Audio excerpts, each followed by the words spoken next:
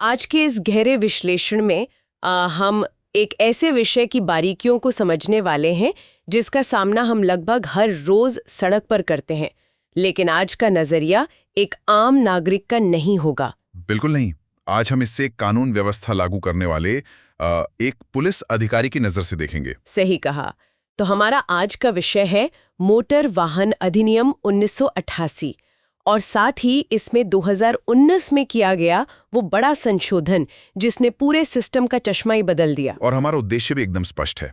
हमारे पास जो नोट्स हैं वो खास तौर पर यूपीएसआई और पुलिस एनफोर्समेंट परीक्षाओं के लिए बनाए गए हैं, तो कोई इधर उधर की कहानियां नहीं होंगी। नो ब्लफ, सीधे एकेडमिक पॉइंट्स पर आएंगे और तथ्यों को क्रमानुसार समझेंगे।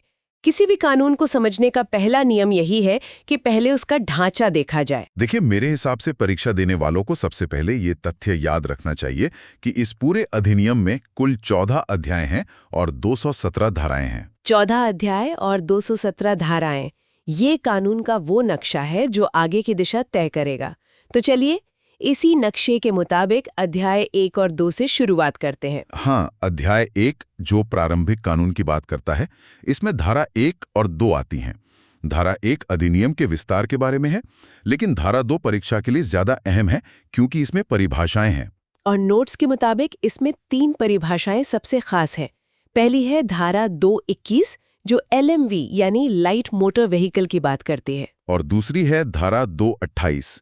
इसमें मोटर वाहन को परिभाषित किया गया है, मतलब ऐसी कोई भी गाड़ी जो मशीन या मोटर से चलती हो और सड़क पर इस्तेमाल होने के लिए बनी हो। तो इसका मतलब साइकिल इसमें नहीं आएगी। और तीसरी सबसे जरूरी परिभाषा है धारा 247 ट्रांसपोर्ट व्हीकल की।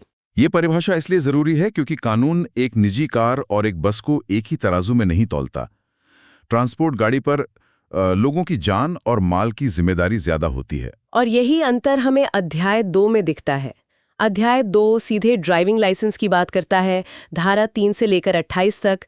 धारा 3 तो साफ कहती है कि बिना लाइसेंस गाड़ी सड़क पर नहीं आ सकती। लेकिन जहां से सबसे ज्यादा सवाल बनते हैं वो है धारा 4, ड्राइविंग के लिए आयु सीमा। हाँ, यहाँ 3 अलग अलग क्राइटेरिया हैं।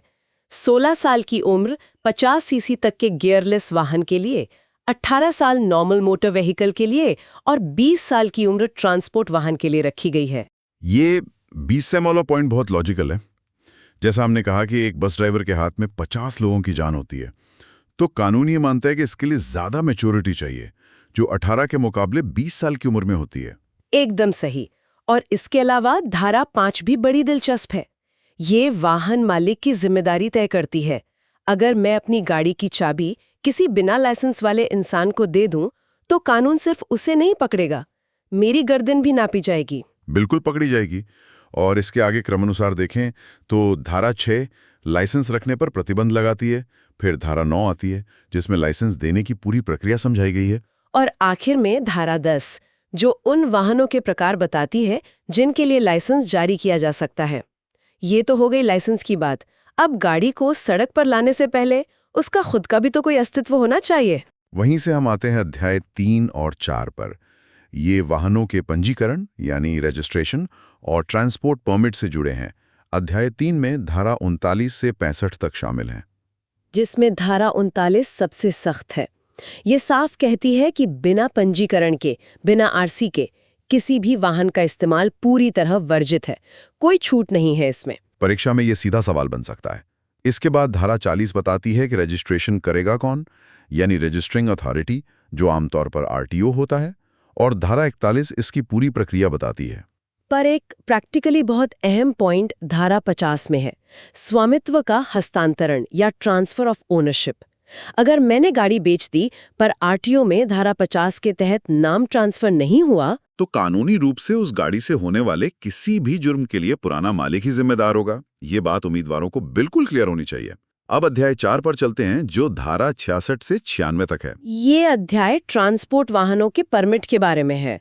धारा 66 अनिवार्य करती है कि कमर्शियल वाहनों के लिए परमिट होना ही चाहिए, नॉर्मल गाड़ियों के लिए ये जरूरी नहीं है। और धारा 67 परिवहन प्राधिकरण को शक्ति देती है कि वो परमिट जारी करें या रद्द करें।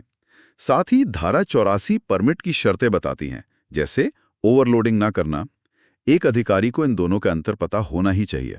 तो क्रम कुछ ऐसा बना, वाहन की परिभाषा हो गई, ड्राइवर को लाइसेंस मिल गया, आरसी बन गई और परमिट भी आ गया। अब गाड़ी सड़क पर उतर चुकी है। अध्याय 5 और 6 का रोल अब शुरू होता है। हाँ, अध्याय 5 धारा 109 से 111 तक है। ये निर्माण और रखरखाव से जुड़ा है। धारा 109 जनरल स्टैंडर्ड्स की बात करती हैं और 110 सेफ्टी स्टैंडर्ड्स की, जैसे ब्रेक्स और पोल्यूशन कंट्रोल ठीक होना। लेकिन जो अध्याय एनफोर्समेंट परीक्षाओं की जान है, वो है अध्याय 6 ट्रैफिक रेगुलेशन, धारा 112 से लेकर 138 तक। सड़क पर सारी एक्शन यही से आती है। एकदम, जैसे धारा 112 स्पीड लिमिट्स तय करती है, धारा 119 ट्रैफिक साइंस का पालन करना अनिवार्य बनाती है, और धारा 129 जो शायद हर कोई जानता है, टू व्हीलर पर हेलमेट लगाना। पर इन सब में मुझे लगता है धारा 134 एक्सीडेंट के बाद ड्राइवर के कर्तव्य, ये पॉइंट परीक्षा के नजरिए से सबसे सेंसिटिव है। बिल्कुल, लोग सोचते हैं कि घायल की मदद करना बस एक नैतिक जिम्मेदारी है, पर धारा 134 इसे कानूनी बाध्यता बना देती है। इसके 3 मुख्य बिंदु हैं जो क्रम में याद रखने चाहिए। पहला बिंदु, मेडिकल एड या चिकित्सा सहायता प्रदान करना। दूसरा, पुलिस को तुरंत सूचित करना। और तीसरा, वाहन और एक्सीडेंट की जानकारी प्रदान करना। अगर ड्राइवर भाग गया तो ये अलग से एक जुर्म बन गया। सही पकड़ा। और दुर्घटना के बाद बारी आती है कानूनी दायित्वों की, यानी बीमा और मुआवजा, जो हमारे अध्याय 7 और 8 का हिस्सा हैं। अध्याय 7 धारा 139 से 164 तक है, जिसमें सबसे हाई यील्ड पॉइंट धारा 146 है, बीमा की अनिवार्यता। इसके तहत कम से कम थर्ड पार्टी बीमा होना ही चाहिए। अगर मेरी गाड़ी से किसी और को नुकसान होता है तो उसकी भरपाई बीमा कंपनी करेगी। और इसी के साथ धारा 147 बीमा की जरूरतों को स्पष्ट करती है, जबकि धारा 149 ये तय करती है कि बीमा कंपनी अपने मुआवजे के दायित्व से भाग नहीं सकती। अदालत का फैसला उन्हें मानना ही होगा। और इन दावों पर फैसला अध्याय 8 के तहत क्लेम्स ट्रिब्यूनल करता है। यहाँ धारा 140 में एक बड़ा इंटरेस्टिंग थ्योरी है, नो फॉल्ट लायबिलिटी। इसका सीधा सा मतलब यह है कि किसी गंभीर दुर्घटना में विक्टिम को तुरंत राहत देने के लिए यह साबित करने की जरूरत नहीं है कि गलती किस ड्राइवर की थी। बिना इस बहस के एक तय मुआवजा देना ही होता है। ये बहुत ही मानवीय कानून है। इसी तरह हिट एंड रन के मामलों में मुआवजे का प्रबंध धारा 161 में है, और नॉर्मल मुआवजे के लिए आवेदन करने का प्रोसेस धारा 166 में दिया गया है। पुलिस रिपोर्ट यहाँ बहुत काम आती है। अब उस अध्याय की बात करते हैं जहां से एग्जाम में सबसे ज्यादा सवाल आते हैं। अध्याय 9 अपराध और दंड, धारा 177 से 210। और 2019 के संशोधन ने इसे पूरी तरह स्ट्रिक्ट कर दिया है। धारा 177 एक सामान्य दंड का प्रावधान है। अगर कोई नियम टूटा जिसके लिए अलग सजा नहीं है तो वहां धारा 177 लगेगी। सही। उसके बाद आती है धारा 181 बिना लाइसेंस गाड़ी चलाना, फिर धारा 183 जो ओवर स्पीडिंग पर लगती है, और धारा 184 डेंजरस ड्राइविंग यानी खतरनाक तरीके से गाड़ी चलाने पर। लेकिन इन सब से ऊपर है धारा 185 ड्रंकन ड्राइविंग, नशेदी हालत में गाड़ी चलाना। कानून इसे बहुत गंभीरता से लेता है। बिल्कुल लेता है। इसमें ब्लड अल्कोहल लेवल क्रॉस होने पर सीधे गिरफ्तारी का प्रावधान है। इसके अलावा 2019 में कुछ नए रूल्स बहुत सख्ती से आए हैं, जैसे धारा 194D बिना हेलमेट के लिए और 194B बिना सीट बेल्ट के लिए। और एक नया कानून जिसने सबको हैरान कर दिया, धारा 199A जुवेनाइल ड्राइविंग। ये परीक्षकों का फेवरेट सवाल है। अगर कोई नाबालिग गाड़ी चलाता है तो कानून सीधे उसके माता पिता या गाड़ी मालिक को सजा देगा। उन्हें भारी जुर्माना देना होगा और जेल भी हो सकती है। डेटा सच में बहुत ज्यादा हो गया है, इसलिए इस सब को याद रखने के लिए नोट्स में एक सुपर मेमोरी ट्रिक दी गई है। चलिए फटाफट से इन अंकों को उनके अर्थ के साथ क्रम में याद करते हैं। शुरू करते हैं अंक 3 से।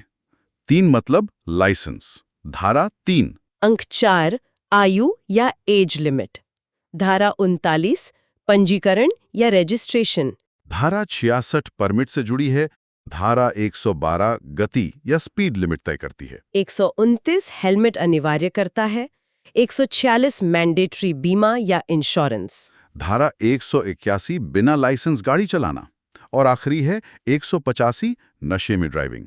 संशोधनों के तहत जो जुर्मानों की सूची है वो आंखें खोलने वाली है। जुर्मानों की राशि कई गुना बढ़ाई गई है। हाँ, मैं सूची पढ़ती हूँ। बिना लाइसेंस के ड्राइविंग के लिए धारा 181 के तहत अब 5,000 रुपये जुर्माना है। शराब पीकर चलाने पर धारा 185 में सीधे 10,000 रुपये। और ओवर स्पीडिंग के लिए धारा 183 के तहत 1,000 से 2,000 रुपये। बिना हेलमेट धारा 194D और बिना सीट बेल्ट 194B, दोनों के लिए 1,000 रुपये जुर्माना है। जी। लेकिन सबसे हैरान करने वाली धारा 199A है, नाबालिग द्वारा ड्राइविंग। इसमें 25,000 रुपये का भारी भरकम जुर्माना है। इतने भारी जुर्मानों के पीछे विधायिका की क्या सोच थी? इस संशोधन को समझने के लिए हमें डिटेरेंस या निवारण के सिद्धांत को समझना होगा। इन जुर्मानों का उद्देश्य सरकार के लिए राजस्व या पैसे इकट्ठा करना नहीं था। तो फिर क्या था? इसका उद्देश्य लोगों के मन में कानून का डर पैदा करना था, ताकि वो नियम तोड़ने से पहले 10 बार सोचें।